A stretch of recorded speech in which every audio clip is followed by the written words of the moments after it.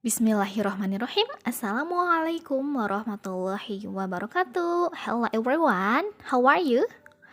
Ibu harapkan semoga semuanya selalu ada dalam keadaan sehat dan juga selalu ada dalam lindungan Allah Subhanahu wa taala. Amin ya robbal alamin. Nah, kembali lagi pada pembelajaran sosiologi. Pada hari ini, kita akan melanjutkan pembahasan mengenai fungsi dan peran sosiologi. Namun, supaya tambah berkah, mari kita awali pembelajaran kita hari ini dengan mengucapkan basmalah dan juga dilanjutkan dengan berdoa sebelum belajar. Bismillahirrahmanirrahim. Raditu billahi robba wa bil islami dina wa bi muhammadin nabiyya wa rasula. Rabbi zidni ilma warzuqni fahman. Amin. Nah, adapun tujuan video pembelajaran kita hari ini adalah mampu menganalisis peran dan fungsi sosiologi dalam kehidupan masyarakat. Nah, kita awali dengan mereview pembahasan sebelumnya, yaitu mengenai hakikat sosiologi. Sosiologi adalah suatu ilmu yang mempelajari hubungan dan pengaruh timbal balik antara aneka macam gejala-gejala sosial, seperti gejala ekonomi dengan agama, keluarga dengan moral, hukum dengan ekonomi, dan juga dengan gejala lainnya yang non-sosial. Kemudian, menurut Peter Imam Sorokin, sebagai bagian dari ilmu sosial, objek kajian sosiologi adalah masyarakat. Sosiolog menjelaskan bahwa perilaku masyarakat timbul tidak hanya dipengaruhi oleh motif dan sikap internal seseorang, tetapi juga dari konteks sosial di mana orang tersebut hidup. Selanjutnya, manusia sebagai makhluk sosial. Menurut Aristoteles, manusia pada kodratnya adalah makhluk sosial. Dia tidak akan memperoleh keutamaan dan tidak akan menjadi baik jika tidak mempunyai teman dan terasing dari masyarakatnya. Demikian halnya bahwa sesungguhnya manusia tidak akan dapat hidup sendiri tanpa kehadiran orang lain. Nah, kemudian pada pekan kemarin kita sudah membahas mengenai bapak sosiologi, yaitu Auguste Comte. Nah, istilah sosiologi ini pertama kali digunakan oleh Auguste Comte. Nah, Comte ini menyatakan bahwa sosiologi adalah ilmu tentang gejala sosial yang tunduk pada hukum alam dan tidak berubah-ubah. Halnya dengan Pitirim Asorokin menyatakan bahwa sosiologi mempelajari hubungan dan pengaruh timbal balik antara aneka macam gejala-gejala sosial. Dan menurut Emil Durkheim, pokok bahasan sosiologi adalah fakta-fakta sosial atau kenyataan sosial di masyarakat. Selanjutnya, sosiologi sebagai ilmu pengetahuan. Istilah sosiologi ini berasal dari bahasa Latin dan Yunani. Asal katanya adalah socius dan logos. Socius atau Latin berarti kawan, tetapi dalam arti luas mengartikan masyarakat. Sementara itu, logos dalam bahasa Yunani berarti kata atau berbicara. Dengan demikian, ilmu sosiologi berarti ilmu yang mempelajari tentang masyarakat. Nah, kemudian di sini ada ciri-ciri sosiologi sebagai ilmu pengetahuan. Pertama, sosiologi bersifat empiris. Nah, artinya empiris itu berdasarkan hasil observasi atau pengamatan. Harus diamati terlebih dahulu. Kemudian yang kedua, sosiologi bersifat teoritis, yaitu berusaha menyusun abstraksi dari hasil observasi. Yang ketiga, sosiologi bersifat kumulatif, artinya bahwa teori-teori sosiologi ini dibentuk berdasarkan teori-teori yang sudah ada sebelumnya. Dalam arti memperbaiki, memperluas, dan memperhalus teori-teori lama. Dan terakhir, sosiologi bersifat non-etis, artinya tidak mempersoalkan baik buruk suatu fakta, tetapi menjelaskan fakta-fakta tersebut secara analitis.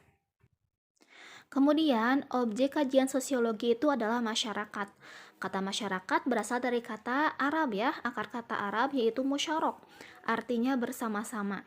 Selo Sumarjan mengatakan bahwa masyarakat adalah orang-orang yang hidup bersama dan menghasilkan kebudayaan. Sementara itu, Ralph Linton, masyarakat merupakan suatu kelompok manusia yang telah hidup dan bekerja sama dalam waktu yang cukup lama. Nah, unsur yang terkandung dalam istilah masyarakat diantaranya adalah sejumlah manusia yang hidup bersama dalam waktu yang relatif lama, kemudian memiliki sistem komunikasi dan peraturan bersama. Yang ketiga merupakan suatu kesatuan dan yang terakhir menimbulkan kebudayaan di mana setiap anggota masyarakat merasa dirinya masing-masing terikat dengan kelompoknya. Selanjutnya, dalam mempelajari masyarakat sebagai objek kajian, sosiologi memfokuskan studinya pada hal-hal berikut. Yang pertama, hubungan timbal balik antara manusia satu dan manusia lainnya. Yang kedua, hubungan antara individu dan kelompok. Yang ketiga, hubungan antara kelompok yang satu dan kelompok lainnya. Yang terakhir, proses yang timbul dari hubungan-hubungan tersebut dalam masyarakat. Nah, selanjutnya yaitu metode ilmiah atau metode dalam sosiologi. Sosiologi mengenal dua macam metode ilmiah. Yang pertama, metode kualitatif, yaitu metode yang dipakai apabila subjek penelitian tidak dapat diukur. Yang kedua, ada metode kuantitatif, yaitu mengutamakan keterangan berdasarkan angka-angka atau gejala-gejala yang diukur dengan skala, indeks, tabel, atau uji statistik.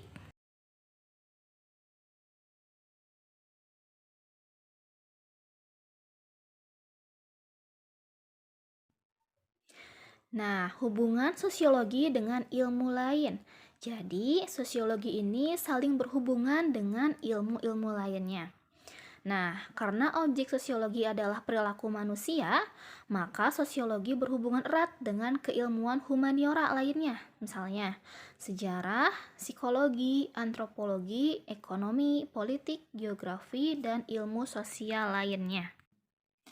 Nah, kita lanjut ke peran dan fungsi sosiologi. Nah, fungsi atau kegunaan sosiologi diantaranya yaitu untuk pembangunan dan untuk penelitian. Nah, yang pertama untuk pembangunan.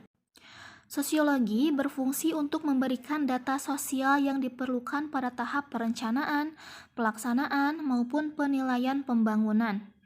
Nah, pada tahap perencanaan, hal yang harus diperhatikan adalah kebutuhan sosial.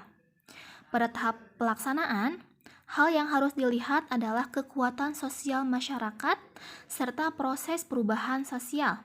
Sementara itu, pada tahap penilaian, hal yang harus dilakukan adalah analisis terhadap dampak sosial pembangunan. Nah, yang kedua, untuk penelitian. Dengan penelitian akan diperoleh suatu rencana penyelesaian masalah sosial yang baik. Di negara yang sedang berkembang, peran sosiolog sangat dibutuhkan. Dari data yang dihasilkan dari penelitian sosiologis, para pengambil keputusan dapat menyusun rencana penyelesaian suatu masalah sosial. Contohnya, cara untuk mencegah kenakalan remaja dan mengatasi masalah pengangguran. Oke, next yaitu peran sosiologi. Ada 4, yaitu sosiolog sebagai ahli riset, sosiolog sebagai konsultan kebijakan, sosiolog sebagai praktisi, dan sosiolog sebagai guru atau pendidik. Oke, kita bahas satu-satu. Yang pertama, sosiolog sebagai ahli riset. Nah, seperti ilmuwan lainnya, para sosiolog berfokus pada pengumpulan dan penggunaan data. Oleh karena itu, para sosiolog melakukan riset ilmiah. Tujuannya adalah untuk mencari data kehidupan sosial masyarakat. Data itu kemudian diolah menjadi karya ilmiah yang berguna bagi pengambilan keputusan untuk memecahkan masalah-masalah di masyarakat.